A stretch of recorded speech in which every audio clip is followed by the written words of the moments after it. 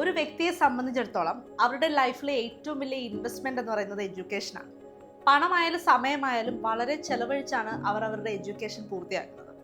അതുകൊണ്ട് തന്നെ ഒരു കോഴ്സ് തിരഞ്ഞെടുക്കുമ്പോൾ അതിൻ്റെ ജോലി സാധ്യതകളും മറ്റു കാര്യങ്ങളും ശ്രദ്ധിക്കേണ്ടതുണ്ട്. കോട്ടയത്തെ യൂണീക്ക് എന്റർപ്രൈസസ് എന്ന സ്ഥാപനം കഴിഞ്ഞ 22 വർഷത്തിനിടയ്ക്ക് 40,000 വിദ്യാർത്ഥികളെ അവരുടെ കരിയർ ചൂസ് ചെയ്യാനായിട്ട് സഹായിച്ചിട്ടുണ്ട്. ഇന്നത്തെ എഡ്യൂമാക്സിന്റെ എപ്പിസോഡിൽ ഞാൻ പരിചയപ്പെടുത്തുന്നതും ആ സ്ഥാപനത്തെയാണ്.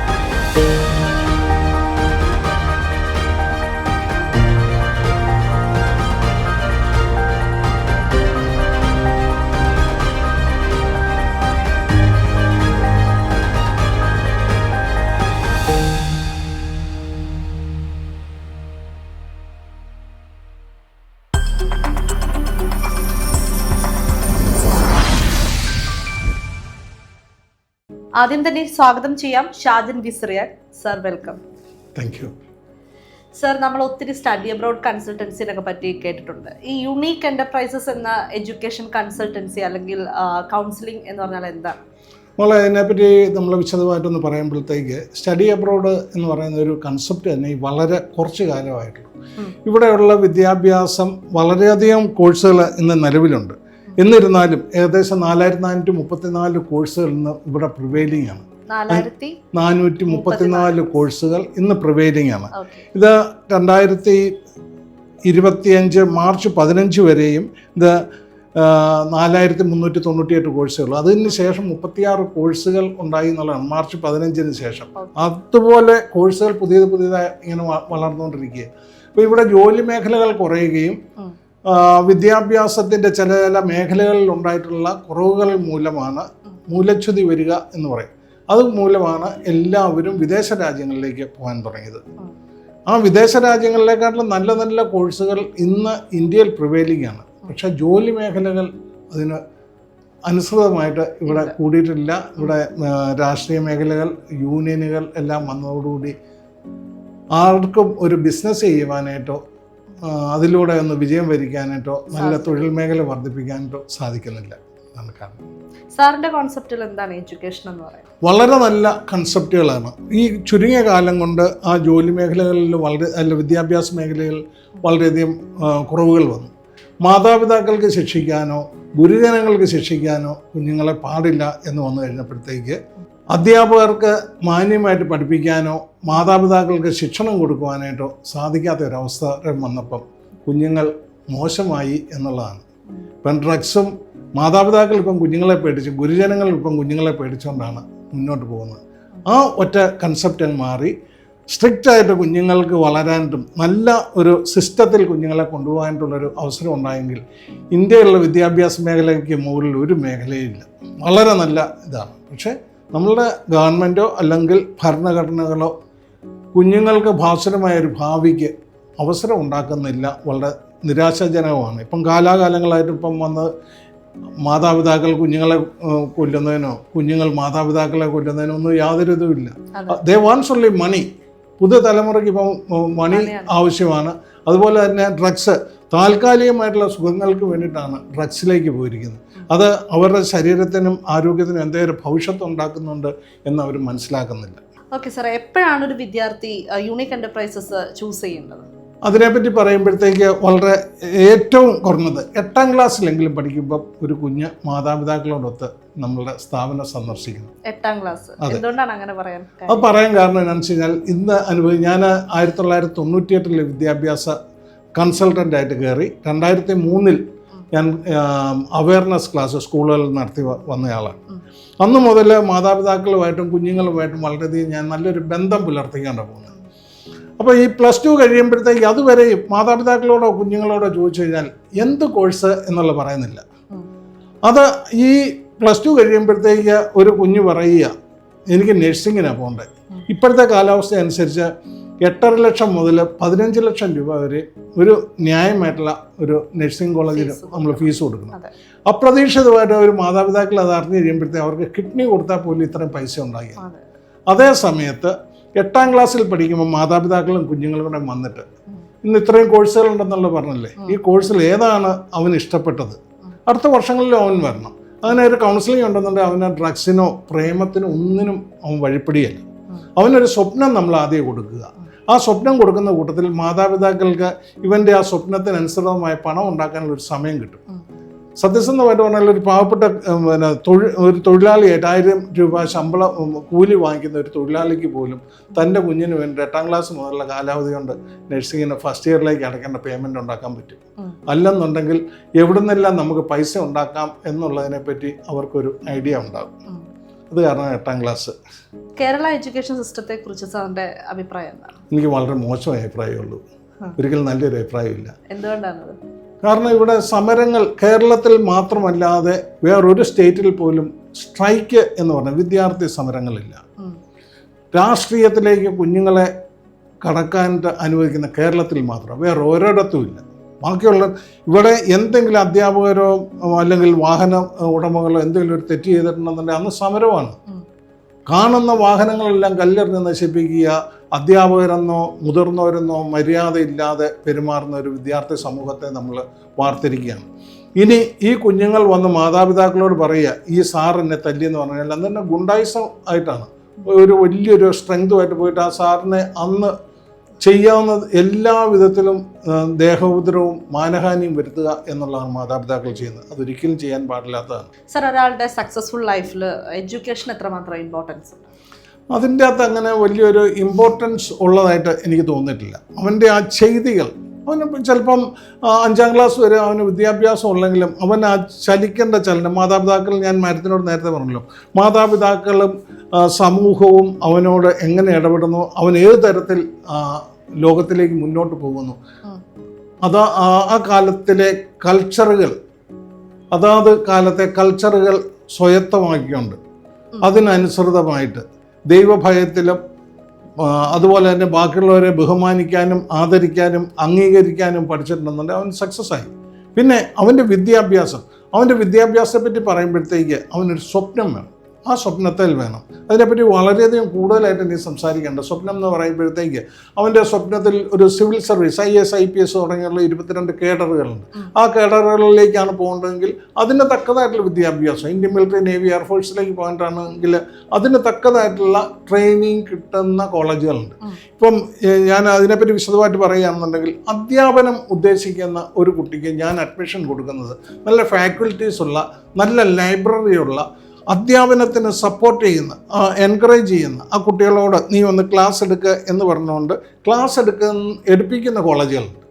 ആ കോളേജിൽ വേണം ആ കുഞ്ഞുങ്ങളെ വിടാൻ. അവിടെ നല്ല സ്ഥാപനങ്ങളിൽ നിന്ന് പ്ലേസ്മെൻറ്റിന് തന്നെ വരും. ഇനി അതുപോലെ തന്നെ ഒരു തൊഴിൽ സ്വന്തമായിട്ട് ചെയ്യണം എന്നാഗ്രഹിക്കുന്നവർക്ക് പ്രാക്ടിക്കലായിട്ട്, തിയററ്റിക്കലായിട്ട് ജ്ഞാനം കിട്ടുന്ന കോളേജുണ്ട്. അവിടെ പോയി പഠിച്ചു കഴിഞ്ഞാൽ അപ്പം നമ്മൾ സ്വന്തമായിട്ടൊരു തൊഴിൽ ചെയ്യുമ്പോഴത്തേക്ക് നമ്മൾ തൊഴിലാളിയോട് ഇന്ന കാര്യങ്ങൾ ചെയ്യാൻ പറഞ്ഞു കഴിയുമ്പോൾ അവനത് ചെയ്യുന്നില്ല, അവനത് പറ്റുന്നില്ല, പ്രാപ്തനല്ല എന്നുണ്ടെങ്കിൽ നമ്മൾ ചെയ്താലേ നമ്മൾ പ്രസ്ഥാനത്തിന് വിലയുള്ളൂ. പ്ലേസ്മെൻറ്റ് ആഗ്രഹിക്കുന്നവരാണെന്നുണ്ടെങ്കിൽ അവന് തിയററ്റിക്കൽ നോളജ് വേണ്ട, പ്രാക്ടിക്കൽ നോളജ് മതി. അവൻ്റെ മാസ്റ്റർ എന്ത് പറയുന്നു ആ കാര്യങ്ങൾ നമ്മൾ ചെയ്താൽ മതി. അതിന് തക്കതായിട്ടുള്ള കോളേജുണ്ട്. നല്ല സ്ഥാപനങ്ങളിലേക്ക് പ്ലേസ്മെൻറ്റ് കൊടുക്കുന്ന ഇഷ്ടം പോലെ സ്ഥാപനങ്ങൾ ഇവിടെയുണ്ട്. അത് ഇവിടെ ഇപ്പോൾ ഉള്ള നമ്മളുടെ ഏറ്റവും വലിയ ട്രെൻഡ് എന്താണെന്ന് ചോദിച്ചു കഴിഞ്ഞാൽ, നമ്മളെ നാട്ടിലുള്ള ഏതെങ്കിലും ഒരു ആൾ അന്യ സംസ്ഥാനത്തോ അന്യ കോളേജിലോ പഠിക്കുമ്പോൾ അവരോട് പോയി അഭിപ്രായം ചോദിക്കുക, എങ്ങനെയുണ്ട് കോളേജ് എന്ന് ചോദിക്കുക. അത് ശരിയല്ല.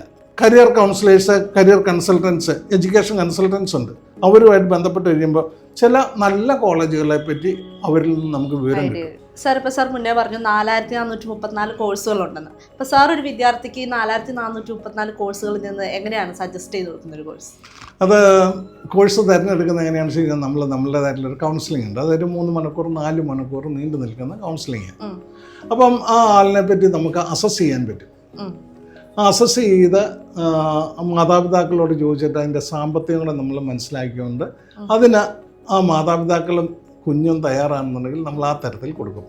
ഇല്ല എന്നുണ്ടെന്നുണ്ടെങ്കിൽ മിയാറ്റ് മൾട്ടിപ്പിൾ ഇൻ്റലിജൻസ് ആപ്റ്റിറ്റ്യൂഡ് ടെസ്റ്റ് എന്ന് പറഞ്ഞുകൊണ്ട് ഒരു ടെസ്റ്റ് ഉണ്ട്. അത് സ്കോട്ട്ലൻഡിലെ എഡിൻബറോ യൂണിവേഴ്സിറ്റിയുടെ സഹകരണത്തോടു കൂടിയുള്ള ഒരു ആർട്ടിഫിഷ്യൽ ഇൻ്റലിജൻസിൻ്റെ ഒരു ടെസ്റ്റാണ്. ഇന്ത്യയിലുള്ള സകല ഭാഷകളും പ്ലസ് ഇംഗ്ലീഷ് ഭാഷയിലും ഏത് ഭാഷയാണോ വേണ്ടത് ആ ഭാഷയിൽ ആർട്ടിഫിഷ്യൽ ഇൻ്റലിജൻസ് നമ്മൾ ചോദ്യങ്ങൾ ചോദിക്കും. അതിന് തക്കതായുള്ള ഉത്തരങ്ങൾ കൊടുത്താൽ ഒരു 3/4 മണിക്കൂർ 1 മണിക്കൂർ കൊണ്ട് 32 പേജിലായിട്ട് ഇതുപോലെ ഇതാണല്ലേ. ഇതാണ് ഇത് 32 പേജിൽ അവനവൻ്റെ സ്വഭാവങ്ങൾ, നമ്മളിലുള്ള ബലഹീനത, നമ്മളെ സ്ട്രെങ്ത്, നമ്മളെ കഴിവുകേടുകൾ, ഏതെല്ലാം തരത്തിലുള്ള കോഴ്സുകൾക്ക് പോയാൽ നിനക്ക് വിജയം വരിക്കും, എന്തെല്ലാം മാറ്റങ്ങൾ നിൻ്റെ ജീവിതത്തിൽ വരുത്തണം, ഇതെല്ലാം കറക്റ്റായിട്ട് ഈ മൾട്ടിപ്പിൾ ഇൻ്റലിജൻസ് ആപ്റ്റിറ്റ്യൂഡ് ടെസ്റ്റിലൂടെ നമുക്കറിയാൻ പറ്റും. അതിനുശേഷം ഞങ്ങളെപ്പോലെയുള്ള ഒരു കൗൺസിലറെ സമീപിച്ച് കഴിഞ്ഞാൽ അവൻ്റെ സ്വപ്നങ്ങൾ, അധ്യാപനമാണെങ്കിൽ അതിന് തക്കതായിട്ടുള്ള കോളേജ് നമുക്ക് സജസ്റ്റ് ചെയ്യാം. അതിൻ്റെ കോഴ്സിൻ്റെ സിലബസ് എന്ത് എന്നുള്ളത് നമുക്ക് പറഞ്ഞു കൊടുക്കാൻ പറ്റും. പഠിച്ചു കഴിഞ്ഞ് കഴിഞ്ഞാൽ എവിടെയെല്ലാം ജോലി കിട്ടാം, എന്ത് സാലറി കൊടുക്കാം, സാലറി കിട്ടും, ഹയർ സ്റ്റഡീസ് ഓപ്ഷൻ എന്തെല്ലാം ഉണ്ട്, അത് കഴിയുമ്പോൾ എന്തെല്ലാം സാലറി വരും, അതുപോലെ എവിടെയെല്ലാം ആയിരിക്കാം ജോലി കിട്ടുന്നത് എന്നുള്ളതെല്ലാം നമുക്ക് പറഞ്ഞു കൊടുക്കാൻ പറ്റും. അതുപോലെ അത് മാത്രമല്ല, നമ്മളുടെ അടുത്തൊരു സാധനമുണ്ട്. ഇപ്പം ഈ ഇന്ത്യയിലുള്ള മേജർ എൻട്രൻസ് ടെസ്റ്റുകളുടെ എല്ലാ വിവരങ്ങളും നമ്മൾ ഈ ഇവർക്ക് നമ്മൾ പറഞ്ഞു കൊടുക്കും. ഇതൊന്നും അങ്ങനെ ആരുടെയിലും അങ്ങനെ ഉള്ള സാധനങ്ങളല്ല. ഏത് കാര്യങ്ങൾ വന്നു കഴിഞ്ഞാൽ വിദ്യാഭ്യാസമായിട്ട് ബന്ധപ്പെട്ട് ഏത് കാര്യം വന്നാലും നമ്മൾക്ക് അതിൻ്റെ ഉത്തരങ്ങൾ കൊടുക്കാൻ പറ്റും. ഓക്കെ, സാറിൻ്റെ എഡ്യൂക്കേഷൻ ടൈമിൽ എങ്ങനെയായിരുന്നു സാർ കോഴ്സ് സെലക്ട് ചെയ്തിരുന്നത്? മോനെ, അന്നൊന്നും ഇതുപോലെ ഈ കൗൺസിലേഴ്സോ നമുക്കൊരു അഡ്വൈസ് തരാനുള്ള ആൾക്കാരൊന്നും വന്നില്ല. അന്ന് നമ്മളുടെ കാലാവസ്ഥകൾ ഇതുപോലെ ഒന്നുമല്ല, വളരെ മോശമായിട്ടുള്ള കാലാവസ്ഥയിൽ ഞാൻ ആദ്യമേ പാലാ സെൻറ് തോമസ് കോളേജിൽ ഇംഗ്ലീഷ് ലിറ്ററേച്ചർ എടുത്ത് പഠിച്ചു. ആ സമയത്ത് സ്പോർട്സിലും ഗെയിംസിലും എല്ലാം സ്റ്റേറ്റ് ലെവലിലുണ്ടായിരുന്നു. NCCയിലും സ്കൂളിൽ പഠിക്കുമ്പം സ്കൗട്ട്സ് ആൻഡ് ഗൈഡ്സിലെല്ലാം നല്ല പ്രാഗൽഭ്യം ഉണ്ടായിരുന്നു. നല്ല സ്ഥാനമാനങ്ങളോടുകൂടിയാണ് പോകുന്നത്. MA ലിറ്ററേച്ചറാണ് എടുത്തത്. അതിനുശേഷം ലേബറിൻ്റെ പബ്ലിക്കേഷനിൽ കയറി. അവിടെ നിന്നാണ് അതെ ലേബറിൻ്റെ പബ്ലിക്കേഷൻ. അവരുടെ ലേബറിൻ്റെ നമ്മൾക്ക് ഇപ്പം 5ാം ക്ലാസ് മുതൽ 12ാം ക്ലാസ് വരെയുള്ളവർക്ക് ഉള്ള ഗൈഡ് തയ്യാറാക്കി കൊടുക്കുന്ന പരിപാടിയാണ്. അവിടെ ജോർജ് സാറാണ് എനിക്ക് വേണ്ട ഇൻസ്പിറേഷൻ തന്നത്. അത് കഴിഞ്ഞ് ഞാൻ ബ്രെയിൻസ് പബ്ലിക്കേഷൻ, കോഴിക്കോട്ടിലെ ബ്രെയിൻസ് പബ്ലിക്കേഷനിൽ കയറി. കൊല്ലത്തു നിന്നുള്ള കൊച്ചുതുമ്പിയും കൂട്ടുകാരും എന്ന് പറയുന്ന വിദ്യാഭ്യാസ മാസികയിൽ കയറി. അങ്ങനെ ഈ വിദ്യാഭ്യാസത്തിനോടും കുഞ്ഞുങ്ങൾക്കുള്ള ഒരു നല്ലൊരു ഭാസുരമായ ഭാവി ഉണ്ടാകുന്നതിനും ഉള്ള ഒരു ഭാഗത്തേക്ക് തിരിഞ്ഞു. ഇതിനിടയ്ക്ക് LICയുടെ നല്ല പ്രവർത്തനമൊക്കെ നമ്മൾ ചെയ്തിട്ടുണ്ട്. പക്ഷേ വിദ്യാഭ്യാസമായിട്ട് ബന്ധപ്പെട്ട് പോകുന്നതിലാണ് എനിക്ക് വളരെയധികം താല്പര്യം തോന്നിയത്. അങ്ങനെ ഒരു സാമ്പത്തിക നേട്ടങ്ങളല്ല, നമ്മൾ മുഖാന്തരം കുഞ്ഞുങ്ങൾക്ക് ഒരു നല്ല വഴി കാണിച്ചു കൊടുക്കാനായിട്ട് സാധിക്കുന്നു എന്നുള്ളതാണ്. പക്ഷേ ഇത് എക്സ്പ്ലോയിറ്റ് ചെയ്യാൻ മാതാപിതാക്കളോ കുഞ്ഞുങ്ങളോ തയ്യാറാകുന്നില്ല എന്നുള്ളതാണ് ഏറ്റവും വലിയ സങ്കടം. നമ്മളുടെ അടുത്ത് വന്നു കഴിഞ്ഞാൽ ഏത് കോഴ്സിന് പോയി കഴിഞ്ഞാൽ ഗുണം കിട്ടും എന്നുള്ളത് അറിയുക എന്നുള്ളതല്ല. അവർ നേരത്തെ തന്നെ പ്രീ പ്ലാൻഡ്, ഞാൻ ഇന്ന കോഴ്സിന് പോവുക, അങ്ങനെ പോയിട്ടാണ് നമ്മുടെ കേരളത്തിലെ ജോലി മേഖലകളിൽ പലരും നിരാശപ്പെട്ട് രാഷ്ട്രീയത്തിലോട്ടും അടിപിടിയിലേക്കും ജീവിതം കളയാൻ ഡ്രഗ്സിലേക്കും ഒക്കെ പോകാൻ്റെ മെയിൻ കാരണങ്ങൾ ഇതാണ്. സർ, ഈ മൾട്ടിപ്പിൾ ഇൻ്റലിജൻസ് ആപ്റ്റിറ്റ്യൂഡ് ടെസ്റ്റ് എന്ന് പറഞ്ഞാൽ എന്താണെന്ന് ഡീറ്റെയിൽ ആയിട്ടൊന്ന് പറയാമോ? മൾട്ടിപ്പിൾ ഇൻ്റലിജൻസ് ആപ്റ്റിറ്റ്യൂഡ് ടെസ്റ്റ് എന്ന് പറയുന്നത് സ്കോട്ട്ലൻഡിലുള്ള എഡിൻബറോ യൂണിവേഴ്സിറ്റിയുടെ സഹകരണത്തോടൊരു ഉഖ്ല എന്ന് പറയുന്ന ഒരു ആപ്ലിക്കേഷനാണ് അത് ഇന്ത്യയിൽ കൊണ്ടുവന്നിരിക്കുന്നത്.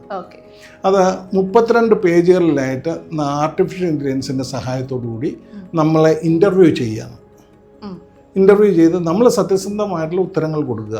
അപ്പോൾ നമ്മളെ ബ്രെയിൻ മാപ്പ്, നമ്മളെ തലച്ചോറിന് എന്തൊരു കഴിവുണ്ട്, നമ്മളെ പേഴ്സണാലിറ്റിയിൽ എവിടെയെല്ലാം കുറവുണ്ട്, പേഴ്സണാലിറ്റിയിൽ എന്തെല്ലാം കൂടുതലുണ്ട്, നീ എന്തെല്ലാം സൂക്ഷിച്ചു പോകണം, നിനക്ക് പഠനത്തിലുള്ള വൈകല്യം എന്ത്, നിൻ്റെ ജീവിതത്തിലുള്ള ഗുണങ്ങൾ എന്ത്, നിൻ്റെ ദോഷങ്ങൾ എന്ത്, ആസ് എ സ്റ്റുഡൻറ്റ് നിന്നിലുള്ള വീക്ക്നെസ് എന്ത്, നിന്നിലുള്ള പ്ലസ് പോയിൻറ്റ്സ് എന്ത്, നിൻ്റെ ജീവിതത്തിൽ ഇതുവരെയുള്ള കാലഘട്ടത്തിൽ നീ എങ്ങനെയാണ് ജീവിച്ചത്, ഈ അടിസ്ഥാനത്തിൽ നീ പോയി കഴിഞ്ഞാൽ നിൻ്റെ ഭാവി എന്തായിരിക്കും, നിനക്ക് ഏതെല്ലാം കോഴ്സുകൾ, ഇന്ന മാറ്റങ്ങൾ നീ വരുത്തുകയാണെങ്കിൽ ഇന്ന കോഴ്സുകൾക്ക് പോകുന്നത് വളരെ നല്ലതാണ് എന്ന് വരെയും അവർ നമ്മൾക്ക് വിശദമായിട്ട് പറഞ്ഞു തരും. 32 പേജുകളിലായിട്ട് ഇപ്പോൾ മാരത്തിൻ്റെ ഇരിക്കുന്ന ഈ മാഗസിൻ ഒരു കുട്ടിയുടെ നമ്മളെടുത്ത ഇതിൻ്റെ മൾട്ടിപ്പിൾ ഇൻ്റലിജൻസ് ആപ്റ്റിറ്റ്യൂഡ് ടെസ്റ്റിൻ്റെ ഉത്തരമാണിത്. ഒരു ഗൈഡും അല്ല. അതെ, എന്താണ് നമ്മൾ എന്നുള്ളത് കറക്റ്റായിട്ട് നമുക്ക് പറഞ്ഞു തരും. നമ്മൾ എന്തെല്ലാം മാറ്റങ്ങൾ വരണം. അതിനിടയ്ക്ക് നമ്മളോട് ചോദിക്കും, നിനക്ക് രാഷ്ട്രീയത്തിൽ പോകാനാണോ, സിവിൽ സർവീസിൽ പോകാനാണോ, ഏതിലാണ് നിനക്ക് താല്പര്യം, നിനക്ക് അധ്യാപനമാണോ, അതുപോലെ തന്നെ പ്ലേസ്മെൻറ്റ് വാങ്ങിച്ചിട്ട് നിനക്ക് എവിടെയെങ്കിലും ഒരു സ്ഥാപനത്തിൽ പോയി ജോലി ചെയ്യാനാണോ, ഇങ്ങനത്തെ ചോദ്യങ്ങളെല്ലാം നമ്മളോട് ചോദിക്കും. ആ ചോദ്യങ്ങളിൽ നിന്നെല്ലാം കൂടെ എടുത്തിട്ടാണ് നമ്മളോട് ഇന്ന കാര്യങ്ങൾ പറയുന്നത്. നമ്മളെ സ്വപ്നങ്ങൾ അനുസരിച്ച് പോകണമെന്നുണ്ടെങ്കിൽ നമ്മളിൽ എന്തെല്ലാം മാറ്റം വരണം. ഇപ്പോഴത്തെ ഈ പോക്കിൽ നിനക്ക് ഇന്ന തരത്തിൽ പോകാം, നിനക്ക് മാറ്റങ്ങൾ വരുത്തി കഴിഞ്ഞാൽ നിനക്ക് ഇന്ന തരത്തിലില്ല. സർ, ഈ വിദ്യാർത്ഥികളുടെ നല്ലൊരു ഫ്യൂച്ചറിന് വേണ്ടി യൂണിക് എൻ്റർപ്രൈസസ് എന്തൊക്കെയാണ് ചെയ്തു കൊടുക്കുന്നത്? യൂണിക് എൻ്റർപ്രൈസസ് ഒത്തിരി കാര്യങ്ങൾ ചെയ്യുന്നുണ്ട്. യൂണിക് എൻ്റർപ്രൈസസ് ആദ്യം ചെയ്യുന്നത് നമ്മൾ സ്കൂളുകളിൽ അവയർനെസ് ക്ലാസ് വെക്കുന്നുണ്ട്. അപ്പം ഇന്ന് പ്രശസ്തമായിട്ടുള്ള വളരെയധികം പ്രചാരത്തിൽ അവർക്ക് നല്ല സ്ഥിരമായ ഭാവി ഉണ്ടാകുന്നതായിട്ടുള്ളൊരു 40-45 കോഴ്സുകളെ പറ്റി ഒരു 2-2.5 മണിക്കൂർ നീണ്ടു നിൽക്കുന്ന ഒരു ക്ലാസ് എടുക്കും. അതിൻ്റെ പേര് യുവ, യുണീക്ക് വിത്ത് ആസ്പിറേഷൻസ് എന്നാണ്. എൻ്റെ എല്ലാ പരിപാടികളും, ഇങ്ങനത്തെ പരിപാടികൾക്കെല്ലാം യുവ എന്നുള്ള പേരിലാണ് അറിയപ്പെടുന്നത്. ഇനി അതിനുശേഷം നമ്മൾ ഈ അവയർനെസ് ക്ലാസ് കൊടുത്തത് കഴിഞ്ഞിട്ട് നമ്മൾ കുഞ്ഞുങ്ങളോട് പറയും, ഇത് പൊതുവായിട്ട് വരുന്നതാണ്, ഒരു കുട്ടിയെ പറ്റിയല്ല, പൊതുവായിട്ട് വരുന്നതാണ്. നിങ്ങളിൽ ആർക്കെല്ലാം താല്പര്യങ്ങളുണ്ടെന്നുണ്ടെങ്കിൽ കൗൺസിലിങ്ങിന് വരാൻ പറയും. അപ്പോൾ ആ കുട്ടിയോട് തന്നെ ആ കുട്ടിയുടെ സാമ്പത്തികവും ആ കുട്ടിയുടെ ജീവിതത്തിലെ സ്വപ്നങ്ങളെല്ലാം നമ്മളോട് പറയാനും അതിനനുസരിച്ച് അവർക്ക് മറുപടി കൊടുക്കാനായിട്ടും നമുക്കൊരു 3 മണിക്കൂർ 4 മണിക്കൂർ നീണ്ടു നിൽക്കുന്ന കൗൺസിലിംഗ് നമ്മൾ കൊടുക്കുന്നുണ്ട്. രണ്ടാമത് നമ്മൾ ചെയ്യുന്നത് യുവ എന്ന പേരിൽ തന്നെ നമ്മൾ എഡ്യൂക്കേഷണൽ എക്സ്പോ സ്കൂളുകളിൽ നടത്തുന്നുണ്ട്. ഒരു 10-30 കോളേജുകൾ, ഇന്ത്യയിലെ ഏറ്റവും പ്രശസ്തവും വിദേശ രാജ്യങ്ങളിലെ പ്രശസ്തവും നമ്മൾ കേരളത്തിലെ പ്രശസ്തവുമായിട്ടുള്ള കുറച്ച് കോളേജുകളെ കൊണ്ടുവന്ന് വെച്ചിട്ട് സ്കൂളുകളിൽ തന്നെ എഡ്യൂക്കേഷണൽ എക്സ്പോ നടത്തും. ഇതിൻ്റെ ഒരു ഗുണം എന്താണെന്ന് വെച്ച് കഴിഞ്ഞാൽ കുഞ്ഞുങ്ങളുടെ കഴിവറിയാവുന്ന അധ്യാപകരുടെ സഹകരണത്തോടുകൂടി മാതാപിതാക്കളും കുഞ്ഞുങ്ങളും കൂടെ വന്നിരിക്കുന്നു, ഓരോ കോഴ്സുകളെ പറ്റി ചോദിക്കുന്നു, സിലബസ് അറിയുന്നു, എവിടെയെല്ലാം ജോലി, എന്ത് സാലറി, ഹയർ സ്റ്റഡീസ് ഓപ്ഷൻ, ഈ കാര്യങ്ങളെല്ലാം ചോദിച്ച് മനസ്സിലാക്കിക്കൊണ്ട് പോകാം. അവിടെ വെച്ച് അഡ്മിഷൻ എടുക്കണമെന്നേ ഇല്ല. ഓരോ കോഴ്സിനെ പറ്റി ഏകദേശം ഒരു 300-350 കോഴ്സിനെ പറ്റി ആ ഒരു ഹോളിൽ ഇരുന്നുകൊണ്ട് തന്നെ, ഇന്നിപ്പോൾ 4000 ചെല്ലുവാനുണ്ടെന്നുള്ള പറഞ്ഞല്ലോ, ഇത്രയും കോഴ്സുകൾ 300 അല്ല, ഒരു 500 കോഴ്സുകളുടെ വരെ അവയർനെസ് അവരിൽ നിന്ന് കിട്ടും. അങ്ങനെ എഡ്യൂക്കേഷണൽ എക്സ്പോ നമ്മൾ നടത്തുന്നുണ്ട്. രണ്ടാമത് നമ്മൾ നടത്തുന്നത് ടെക്നിക്കൽ വർക്ക്ഷോപ്പ് എന്ന് പറഞ്ഞുകൊണ്ട് നടത്തുന്നുണ്ട്. എൻജിനീയറിംഗ് താല്പര്യമുള്ള കുഞ്ഞുങ്ങൾക്ക് വേണ്ടിയിട്ട് തലേ വർഷങ്ങളിലെ നല്ല കണ്ടുപിടുത്തങ്ങൾ സൗജന്യമായി, എനിക്കൊന്നും ഇങ്ങോട്ട് പേയ്മെൻ്റ് ഇല്ല, സൗജന്യമായിട്ട് കുഞ്ഞുങ്ങളെ കൊണ്ട് തലേ വർഷങ്ങളിലെ നല്ല കണ്ടുപിടുത്തങ്ങൾ കുഞ്ഞുങ്ങളെ കൊണ്ട് ചെയ്യിപ്പിച്ച് അതിൻ്റെ അകത്തൊരു ഇൻസ്പയറിങ് നല്ല കണ്ടുപിടുത്തങ്ങൾക്ക് വേണ്ടിയിട്ട് കുഞ്ഞുങ്ങളെ ഒരുക്കുന്നുണ്ട്. മൂന്നാമതായിട്ട് നമ്മൾ ചെയ്യുന്ന പറഞ്ഞുകൊണ്ട് ക്രിയേറ്റീവ് കരിയർ വർക്ക്ഷോപ്പ്, കലാപരമായിട്ടുള്ള കാര്യങ്ങളിൽ സിനിമയിൽ അഭിനയിക്കണമെന്നുള്ളവർക്കും പാട്ട് പാടണമെന്നുള്ളവർക്കും ബാക്കി കലാപരമായിട്ടുള്ള ഡാൻസ് ബാക്കിയുള്ള എല്ലാ കാര്യങ്ങളിലും അതിനുള്ള പ്രാഗൽഭ്യം കൊടുക്കുന്ന ഏതെങ്കിലും നല്ല ഒരു ഇൻസ്റ്റിറ്റ്യൂഷനെ വിളിച്ചു വരുത്തിയിട്ട് കുഞ്ഞുങ്ങൾക്ക് അതിനെപ്പറ്റി ഒരു അവയർനെസ് കൊടുക്കുന്ന പരിപാടി നമ്മൾക്കുണ്ട്. ഇതിന് ശേഷമാണ് നമ്മൾ ഈ പറഞ്ഞ കരിയർ കൗൺസിലിംഗ്. അത് കഴിയുമ്പോൾ കുഞ്ഞുങ്ങൾ വന്നിട്ട് ഇതിനെപ്പറ്റി നമ്മളോട് ചോദിക്കുന്നു, അവരുടെ സാമ്പത്തികം അനുസരിച്ചുള്ള കോളേജുകൾ നമ്മൾ പറഞ്ഞു കൊടുക്കുന്നു. ഇത് കുഞ്ഞുങ്ങൾക്ക് ചെയ്തു കഴിയുമ്പോൾ തന്നെ കുഞ്ഞുങ്ങൾക്കൊരു ശോഭനമായ ഭാവി നമുക്ക് ഉണ്ടാക്കാൻ പറ്റും. എന്നിരുന്നാലും മാതാപിതാക്കളും കുഞ്ഞുങ്ങളും ഇതിനൊന്നും തയ്യാറായില്ല എന്നുണ്ടെങ്കിൽ പക്കാ പരാജയമാണ്. അത് കുഞ്ഞുങ്ങൾ ആദ്യം തന്നെ ചിന്തിക്കണം, എനിക്കങ്ങനെ നന്നാകണം, എനിക്ക് ജീവിതത്തിൽ നല്ലതായിട്ട് ലോകത്തിന് കുറച്ച് സംഭാവനകൾ ചെയ്യണം എന്നുള്ള ആഗ്രഹം കുഞ്ഞുങ്ങൾക്ക് ഉണ്ടായിക്കഴിഞ്ഞാൽ മാത്രമേ അത് നമുക്കൊരു ഫലം ഉണ്ടാവുള്ളൂ. നമ്മൾ എന്തെല്ലാം പറഞ്ഞു കഴിഞ്ഞാലും കുഞ്ഞുങ്ങൾ അതനുസരിച്ച് പോകുന്നില്ലെന്നുണ്ടെങ്കിൽ നമുക്കൊന്നും പറയാൻ പറ്റിയല്ല. വളരെയധികം കുഞ്ഞുങ്ങൾ ഇവിടെ വന്നിട്ട് ജോലി മേഖലകളിൽ നിരാശപ്പെട്ട ഒരൊറ്റ കുട്ടി പോലും ഇല്ല. എല്ലാവർക്കും മാന്യമായ ജോലിയിൽ പ്രവേശിക്കാൻ സാധിച്ചിട്ടുണ്ട് എന്നുള്ള എനിക്ക് അഭിമാനത്തോടുകൂടി പറയാം. ഓക്കെ, സാർ എങ്ങനെയാണ് ഈ ഒരു ഫീൽഡിലേക്ക് വന്നത്, ചൂസ് ചെയ്ത് എങ്ങനെയാണ്? മുളെ ഞാൻ പറഞ്ഞല്ലോ, ആദ്യം തന്നെ ഞാൻ പറഞ്ഞല്ലോ, ലേബർ ഇന്ത്യയിൽ നിന്ന് എനിക്കൊരു നല്ല ഇൻസ്പിറേഷൻ കിട്ടിയായിരുന്നു. അപ്പം ലേബർ ഇന്ത്യയിൽ പോയി കഴിഞ്ഞാൽ ഈ ഗൈഡ്സിന്റെ ഒരു വിതരണമല്ലേ നടക്കുകയുള്ളൂ. അല്ലെന്നുണ്ടെങ്കിൽ അന്നേരം ഈ അധ്യാപകരുമായിട്ടൊന്ന് ഇന്ററാക്ട് ചെയ്യാനുള്ള ഒരു അവസരമേ നമുക്ക് കിട്ടുന്നുള്ളൂ. അതുകൊണ്ട് മാത്രം നമ്മൾക്ക് സാറ്റിസ്ഫൈഡ് അല്ല. നമ്മൾ കുഞ്ഞുങ്ങളോടും മാതാപിതാക്കളോടും ഇന്ററാക്ട് ചെയ്യണമെന്നുണ്ടെങ്കിൽ നമുക്ക് ഒരു അഡ്മിഷൻ കൺസൾട്ടൻസി അല്ലാതെ വേറൊരു മാർഗമില്ല എന്ന് കണ്ടു കഴിഞ്ഞപ്പോഴാണ് നമ്മൾ ഇങ്ങനെ ഒരു പ്രസ്ഥാനം ഉണ്ടാക്കിയത്. യുണീക്ക് എന്ന് പറയുമ്പോൾ അതുല്യം എന്ന് തന്നെയാണ്. യുണീക്ക് വിത്ത് ആസ്പിറേഷൻ എന്ന് പറഞ്ഞപ്പോഴത്തേക്ക് സ്വപ്നങ്ങൾ ആണ്. നമ്മളുടെ ലോകമാണെന്നുണ്ടെങ്കിൽ റീച്ച് ദ അൺറീച്ച്ഡ് എന്നാണ്. എത്തുപെടാനായിട്ട് അവരെ കൊണ്ട് സാധിക്കാത്ത വഴിയിലേക്ക് നമ്മൾ അവരെ എത്തിക്കുകയാണ്. A guideline for bright future, അതാണ് നമ്മളുടെ ലോഗോ തന്നെ. അപ്പം കുഞ്ഞുങ്ങൾക്ക് നല്ല ശോഭനമായ ഭാവിയിൽ എത്തിക്കാനുള്ള മാർഗ്ഗങ്ങൾ നമ്മൾ ഉണ്ടാക്കുന്നു. സോ നമ്മുടെ കേരളത്തിലെ സ്റ്റുഡൻസ് അവരുടെ ഹയർ സ്റ്റഡീസ് ചൂസ് ചെയ്യുന്നത് ഈ ട്രെൻഡിന് പിന്നാലെയാണ്. ഒരിടയ്ക്ക് BCom ആയിരുന്നു, പിന്നെ എഞ്ചിനീയറിംഗ്, ഇപ്പോൾ നഴ്സിംഗ്. അപ്പോൾ ഈ ട്രെൻഡിന് പിന്നാലെ പോയി കരിയർ ചൂസ് ചെയ്യുന്നതിനെ പറ്റി സാറിന് എന്താ പറയാറ്? ഈ ട്രെൻഡ് എന്ന് പറയുന്ന സാധനം ഭയങ്കര അപകടം പിടിച്ചതാണ്. ഒരു വിഭാഗത്തിലേക്ക് തന്നെ കുട്ടികൾ പഠിച്ച് വളർന്നു വന്നു കഴിയുമ്പോഴത്തേക്ക് അവിടെ ഡിമാൻഡില്ല വരുന്നുണ്ട്. എല്ലാ വേദികളിലേക്കും ഒരുപോലെ തന്നെ അന്ന് എന്തെല്ലാം ആവശ്യമുണ്ടോ ആ ആവശ്യത്തിനനുസരിച്ച് നമ്മളുടെ വിദ്യാഭ്യാസ വിഭാഗം കൂടെ മാറി വരണം എന്നുള്ളതാണ്. എല്ലാ ഫീൽഡുകളിലേക്കും ഏതിനെല്ലാം ഡിമാൻഡുണ്ട്, ഏതിനെല്ലാം ഇപ്പം ക്ഷാമമുണ്ട്, സർപ്ലസ് ആയി കഴിയുമ്പോൾ നമ്മൾക്ക് ഡിമാൻഡ് കുറയും. അങ്ങനെ സർപ്ലസ് ഉണ്ടാകാതെ പോകാനാണ് ഞങ്ങളെപ്പോലുള്ള കൺസൾട്ടൻസ് നിൽക്കുന്നത്. അപ്പം നല്ല നല്ല വേദികൾ നമ്മൾ കുഞ്ഞുങ്ങൾക്ക് പറഞ്ഞു കൊടുക്കും. അതിനാണ് സാമ്പത്തികം അനുസരിച്ച്. ഇപ്പോൾ തൊഴിൽ മേഖലയായാലും മെക്കനൈസ്ഡായി, പഴയ പോലെ മാനുവലായിട്ട് ചെയ്യണ്ട, മെക്കനൈസ്ഡായിട്ട് പഠിച്ചിട്ട് നമ്മളങ്ങ് ഇറങ്ങണം. ഏത് ഫീൽഡിലാണ് പരാജയം വരുന്നത് അതിന് തക്കതായിട്ട് നമ്മളോട് വന്ന് അഡ്വൈസ് ചോദിച്ചിട്ടാണെന്നുണ്ടെങ്കിൽ നമുക്ക് നല്ല വഴികൾ പറഞ്ഞു കൊടുക്കാം. സാർ, ഇപ്പോൾ ഈ എബ്രോഡ് സ്റ്റഡീസ് എല്ലാവരും ചൂസ് ചെയ്യുന്നുണ്ടല്ലോ, സാറിൻ്റെ അഭിപ്രായം എന്താണ്? നല്ലതാണോ അതോ ചീത്തയാണോ? ഇപ്പോഴത്തെ അന്തരീക്ഷത്തിൽ നമ്മൾക്ക് വേറൊരു മാർഗ്ഗമില്ല. എന്നാന്ന് വെച്ചാൽ നമ്മളെ ഭരിക്കുന്ന സർക്കാർ, ഞാൻ അങ്ങനെ ഒരു കുറ്റം പറയുന്നതല്ല, നമ്മളെ കുഞ്ഞുങ്ങൾക്ക് ശോഭനമായൊരു ഭാവിക്ക് വേണ്ട വഴികൾ തുറന്നു കൊടുക്കുന്നില്ല. നമ്മളെ വിദ്യാഭ്യാസമാണ് നല്ലത്. ഇപ്പം മാഡത്തിന് തന്നെ അറിയാം, കാനഡയിൽ ഇപ്പം അവിടുത്തെ പ്രൈം മിനിസ്റ്റർക്കാർ തുടക്കി ഏറ്റവും ആദ്യം വരുന്ന നമ്മളെ കുഞ്ഞുങ്ങളെ അവിടെ നിന്ന് പാക്ക് ചെയ്യും. രണ്ടാമതൊരു കാര്യം കൂടെ ഉണ്ട്, അവിടെ ജോലി മേഖലകളിലേക്ക് നമ്മളുടെ കുഞ്ഞുങ്ങൾ ചെല്ലുമ്പോഴത്തേക്ക് ആ നാടിൻ്റെ സാമ്പത്തിക വ്യവസ്ഥയ്ക്ക് ദോഷം വരുന്നുണ്ട്.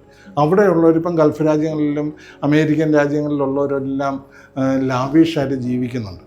നമ്മളെ കേരളത്തിൽ നിന്ന് അല്ലെ ഇന്ത്യയിൽ നിന്ന് അല്ലെന്നുണ്ടെങ്കിൽ അന്യ രാജ്യങ്ങളിൽ നിന്ന് പോകുന്ന ആൾക്കാർ അവിടെ തൊഴിൽ ചെയ്യുന്നുണ്ട്. പക്ഷെ അവരുടെ സാമ്പത്തികം മോശമായി കഴിയുമ്പോൾ ആദ്യമേ നമ്മളെ പാക്ക് ചെയ്യും.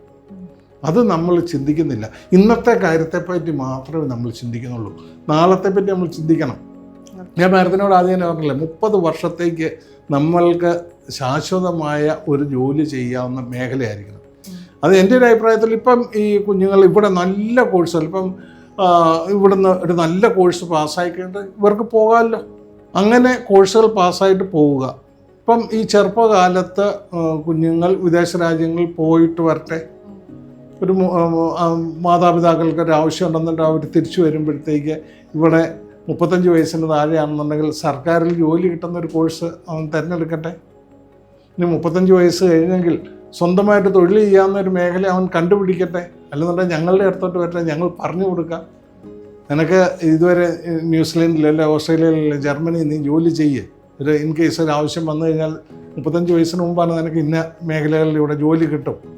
ഇനി അത് കഴിഞ്ഞ് കഴിഞ്ഞാൽ നിനക്ക് ഇന്ന മേഖലകളിൽ നിനക്കിവിടെ ജോലി ചെയ്യാമല്ലോ എന്നുള്ളത് നമുക്ക് പറഞ്ഞു കൊടുക്കാൻ പറ്റും. അപ്പോൾ എനിക്ക് ഈ വിദേശ വിദ്യാഭ്യാസത്തെ പറ്റി എനിക്ക് തീർത്തും മോശമായ അഭിപ്രായമാണ്. സർ, ഈ യുണീക്ക് എൻ്റർപ്രൈസസിൻ്റെ ഭാവി പദ്ധതികൾ ഇനി എന്തൊക്കെയാണ്? എനിക്ക് ഒത്തിരി സ്വപ്നങ്ങളുണ്ട്. ഒത്തിരി സ്വപ്നങ്ങളുണ്ടെന്നുണ്ടെങ്കിൽ അതിനെ സാക്ഷാത്കരിച്ച് പോകാൻ വളരെയധികം ബുദ്ധിമുട്ടുകളുണ്ട്. ഞാൻ സ്കൂളുകളിലൊക്കെ ചെല്ലുമ്പോഴത്തേക്ക് ഞാൻ അധ്യാപകർ മോശമാണെന്ന് പറയുന്നില്ല. നമ്മളിപ്പോൾ ഞാൻ ഒട്ടുമുക്കാൽ സ്ഥലങ്ങളിലും സൗജന്യമായിട്ട് തന്നെയാണ് ക്ലാസ് എടുക്കുന്നത്. ഇവിടുന്ന് മലബാർ സൈഡിലോട്ട് പോകുന്നതും തിരുവനന്തപുരം സൈഡിലോട്ട് പോകുന്നതും എല്ലാ ഡീസൽ എക്സ്പെൻസ്, നമ്മളുടെ എല്ലാം ബാക്കിയുള്ള എക്സ്പെൻസുകളെല്ലാം സ്വന്തമായിട്ട് ഞാൻ എടുത്തോണ്ടാണ് പോകുന്നത്. ആരും എനിക്കൊരു വളരെ കുറച്ച് സ്ഥാപനങ്ങൾ മാത്രമാണ് കോംപ്ലിമെൻ്റ് തരാറുള്ളത്. ഇതിനകത്ത് ഏറ്റവും വലിയൊരു സങ്കടകരമായിട്ടുള്ള കാര്യങ്ങൾ, അവർ ഡോക്ടറേറ്റ് ഒക്കെ എടുത്തവരാണ്. ഞാൻ ഡോക്ടറേറ്റ് ഒന്നുമില്ല, ഞാൻ മാസ്റ്റർ ഡിഗ്രിക്കാരൻ മാത്രമേ ആവുന്നുള്ളൂ. ഈ ഡോക്ടറേറ്റ് എടുത്തിരിക്കുന്നവർ നമ്മൾ ചെന്ന് കഴിയുമ്പോൾ അല്ലെന്നുണ്ടെങ്കിൽ സാധാരണ പ്രിൻസിപ്പൽമാരല്ല അധ്യാപകർ പറയുന്നത് ഇവിടെ കരിയർ കൗൺസിലേഴ്സ് ഉണ്ട്. ഞാൻ ഡോക്ടറേറ്റ് എടുത്തയാളാണ്, നിങ്ങളെപ്പോലെയുള്ളവർ എന്തിനാണ് വരുന്നത് എന്നാണ് ചോദിക്കുന്നത്. അവിടെ എനിക്ക് പറയാനുള്ള ഒന്നേ ഉള്ളൂ, നമ്മളെ സംബന്ധിച്ചിടത്തോളം നമ്മൾ ഇന്ത്യ ഒട്ടുക്കും വിദേശ രാജ്യങ്ങളിലുള്ള കോഴ്സുകളെ പറ്റി അത് പഠിക്കുന്നു. അവർക്കുള്ള ഭാസുരമായ ഭാവിയെപ്പറ്റി നമ്മൾ പഠിക്കുന്നുണ്ട്. നല്ല നല്ല കോഴ്സുകൾക്ക് വേണ്ട വഴികൾ നമ്മളാണ് ഒരുക്കി കൊടുക്കുന്നത്. പുതിയ പുതിയ കോഴ്സുകളൊക്കെ ഏതെല്ലാം ആയിട്ട് ലിങ്ക് ചെയ്ത് കഴിഞ്ഞാൽ ഏതെല്ലാം സിലബസ്, ഇതിനൊക്കെ നമ്മൾ ബാക്കിയുള്ള ഈ വിദ്യാഭ്യാസ വിചക്ഷണർക്ക് വേണ്ട അഡ്വൈസുകൾ കൊടുക്കുന്ന ഭാഗത്തും ഞങ്ങളുണ്ട്. ഈ പറഞ്ഞ അധ്യാപകരോ ഈ പറഞ്ഞ നമ്മളെ ക്രിട്ടിസൈസ് ചെയ്യുന്നവരോ ആരോ ഈ അവരിലുള്ള വെളിച്ചം കുഞ്ഞുങ്ങൾക്ക് വരുന്ന തലമുറയ്ക്ക് പകർന്നു കൊടുക്കുന്നില്ല. ഞങ്ങളെ സംബന്ധിച്ചിടത്തോളം ഞങ്ങൾക്കിത് പകർന്നു കൊടുക്കാൻ ഞങ്ങളുടെ കയ്യിൽ ഇഷ്ടം പോലെയുണ്ട്. 4, 5, 10 മണിക്കൂർ കണ്ടിന്യൂസ് ആയിട്ട് ക്ലാസ് എടുക്കാനുള്ള സാധനം ഞങ്ങളുടെ കയ്യിലുണ്ട്. ഇവർ പഠിപ്പിക്കുന്ന വിഷയം എന്ന് പറഞ്ഞാൽ അവർ പഠിച്ച വിഷയം കുറച്ചുകൂടി ഡീറ്റെയിൽഡ് ആയിട്ട് അല്ലെന്നുണ്ടെങ്കിൽ പ്രിസൈസ് ആയിട്ട് പറയുന്നു. ഞങ്ങളതല്ല ചെയ്യുന്നത്. നാൾക്ക് നാൾ വരുന്ന ഓരോ കോഴ്സിനെ പറ്റിയും ഞങ്ങൾ പഠിച്ചിട്ട് ഞങ്ങൾ അതാണ് പറഞ്ഞു കൊടുക്കുന്നത്. ഞങ്ങൾ ഒരു സ്കൂളിലല്ല, ഒരു ജില്ലയിലല്ല, കേരളം ഒട്ടുക്കല്ല, എന്നെ സംബന്ധിച്ചുള്ള ആൻഡമാനിലും നേപ്പാളിലും പോയി ക്ലാസ് എടുക്കുന്നയാളാണ്. വിദേശ രാജ്യങ്ങളിൽ ഉൾപ്പെടെ ഞാൻ ക്ലാസ് എടുക്കാൻ പോകുന്നത്. അപ്പം എൻ്റെ കയ്യിൽ ഇഷ്ടം പോലെ അനുഭവങ്ങളുണ്ട്, നമ്മൾക്ക് ഉദാഹരണങ്ങൾ ഇഷ്ടം പോലെ പറയാനുണ്ട്. അപ്പം അതാണ് കുഞ്ഞുങ്ങൾക്ക് വേണ്ടത്. അതുപോലെ തന്നെ ഈ അധ്യാപകർ ചിലപ്പം കൗൺസിലിംഗ് കൊടുക്കുന്നുണ്ട്, അതിൻ്റെ അകത്തൊന്നും ഞാൻ എതിർക്കുന്നില്ല. 10 അടിക്ക് ഒരു കരിങ്കല്ല് പൊട്ടിയില്ല, 11ാമത്തെ അടി ഞാൻ അടിച്ചു കഴിഞ്ഞാൽ പൊട്ടി. 11ാമത്തെ എനിക്ക് ആ കല്ല് പൊട്ടിയതിൻ്റെ അത് പരിപൂർണ്ണ ഉത്തരവാദിത്വം എൻ്റെയാണ് അല്ല, ആ 10 അടിക്കാരുടെ ഉണ്ട്. അത് പറഞ്ഞ പോലെ എൻ്റെ ഒരു അവയർനെസ് ക്ലാസ് കൊണ്ട് ഒരു കുഞ്ഞ് നന്നാകുക എന്നുകൊണ്ട് അത് നല്ലതല്ലേ, അത്രയേ ഉള്ളൂ. സാർ, അപ്പോൾ ഒരുപാട് നന്ദി എജുമാക്സിൻ്റെ എപ്പിസോഡിലൂടെ സാറിൻ്റെ വിലയേറിയ സമയം IFNTV പ്രേക്ഷകർക്ക് വേണ്ടി നൽകിയതിന്. അപ്പോൾ യുണീക്ക് എൻ്റർപ്രൈസസിന് എൻ്റെ എല്ലാവിധ ആശംസകളും നേരുന്നു. Thank you so much.